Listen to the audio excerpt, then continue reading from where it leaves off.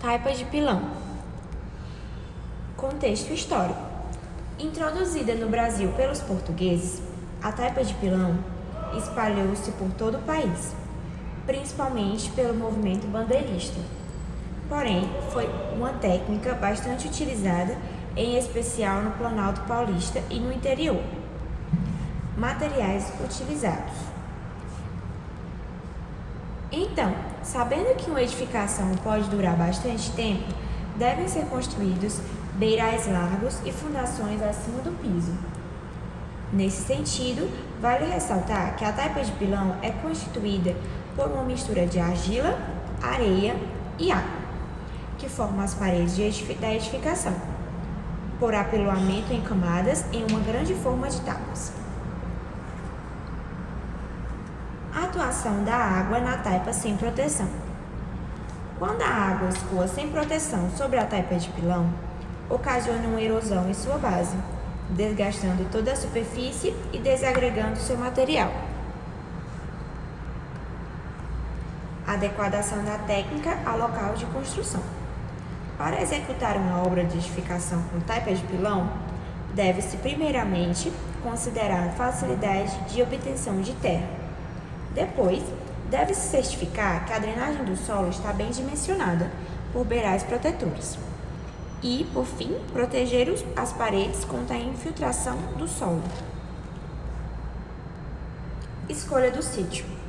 Deve haver a possibilidade de boa drenagem e um bom apoio para a fundação, além de não construir em baixadas ou em aterros, sendo o terreno plano o ideal para a construção.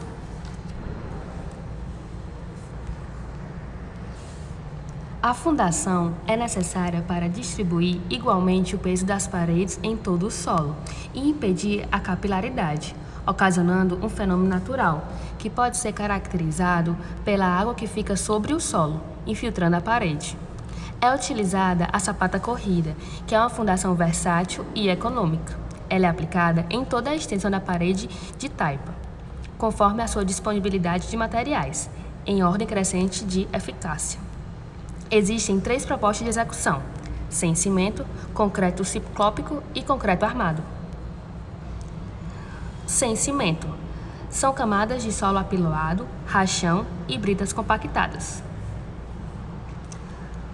A segunda maneira é o concreto ciclópico, que consiste na mistura de pedras e um concreto magro, cimento, areia grossa, brita, com uma cinta de concreto impermeabilizada com asfalto frio. E o concreto armado, com 3 barras de ferro. Pode-se também utilizar blocos de concreto com a formato U, preenchidos com concreto, e, por fim, impermeabilizar. E todas essas medidas são referentes a um solo de bom apoio. Caso exista dúvida, deve existir uma orientação técnica. Para existir uma boa qualidade da taipa, depende diretamente de 3 etapas: a seleção, dosagem do solo e compactação.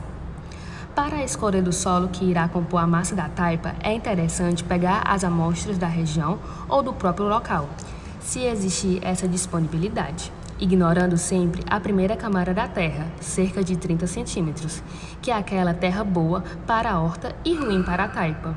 Estas amostras devem passar por um teste de granulometria, que indicará as porcentagens de areia, argila e silt que compõem o solo. A areia dá resistência, a argila dá liga aos grãos. O silt não tem peso como a areia e não dá liga, só aumenta a densidade do solo.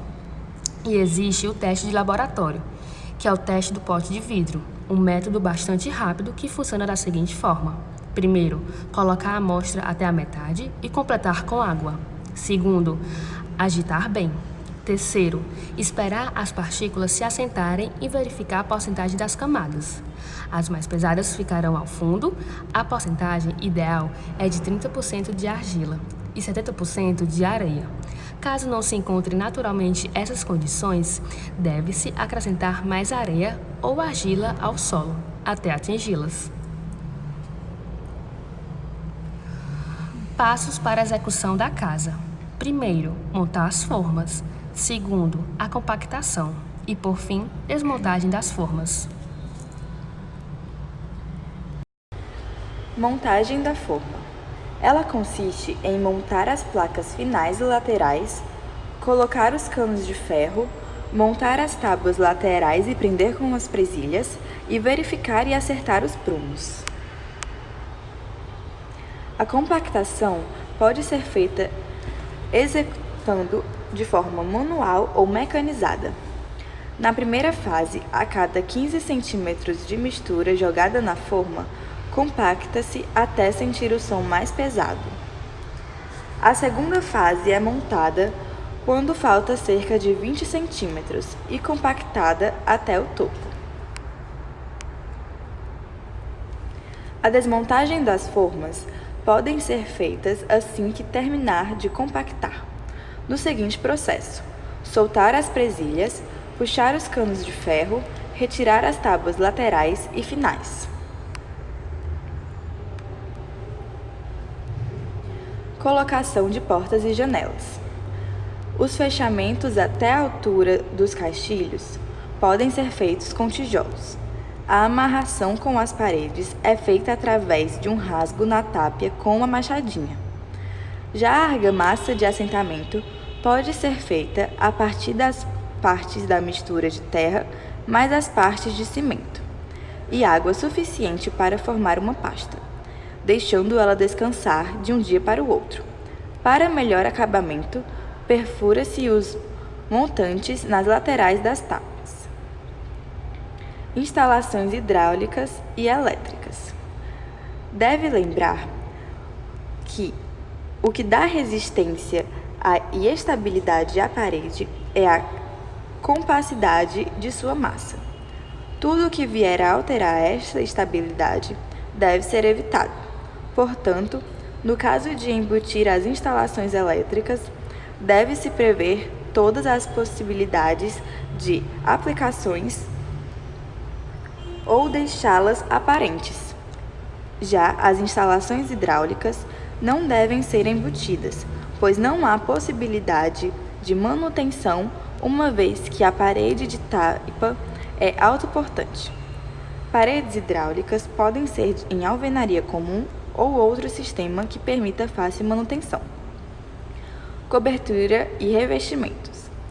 Deve-se protegê-la com alicerces que garantam que a água não suba e coberturas com largos beirais. O mínimo necessário para evitar a chuva trazida pelo vento atinja as paredes de maneira muito forte. A drenagem do entorno da construção deve ser bem pensada para evitar infiltrações indesejáveis. Estratégia de construção. As paredes de canto internas devem ser feitas prioritariamente para acertar o alinhamento. Devem ser deixados vãos para as portas e janelas. Esses vãos serão fechados de acordo com a largura desejada. A amarração das paredes no sistema macho-fêmea, que pode ser feita anexando uma tábua de madeira em uma das placas finais para formar o encaixe fêmea, ou, como no caso protótipo, simplificadamente abrir um rasgo na lateral da parede. Exemplos de taipa de pilão hoje em dia.